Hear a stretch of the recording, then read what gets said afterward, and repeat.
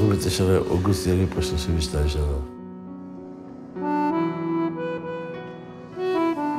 אם אני אחיה עוד הפעם בתור בן אדם, אני אהיה משהו אחר, אני אהיה כמוכם, אני יודע.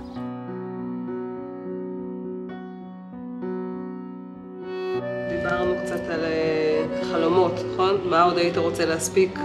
שיר ברדיו. עכשיו תשאיר את זה בלי להסתכל. חייך בגאווה, ושמח באהבה, אל תשתה בה. חשבתי שאני לבד, ואף אחד לא מבין אותי. חשבתי שכולם נגדי. אתה חושב שיש לי איזשהו סיכוי שזה ייכנס לרדיו? אני חושב שכן יש סיכוי שנקליט לך שיר. אני אומר את זה בצורה כנה, אני חושב שאנחנו נצטרך להזדרז עם זה.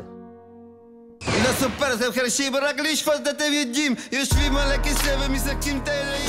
דרך כל כך ארוכה. אני עכשיו מרגיש מלך העולם.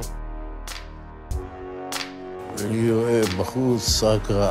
מה, אני בחוץ, למה רק רע? אתה לא חולה. לא משנה, אבל גם אתה יכול לנסות. רוצה לשמוח, לרקוד, לשיר, ליצור, לפזז, לחקר, שיהיה לי חברה, להיות חופשי נפשי. אולי יום אחד זה יקרה.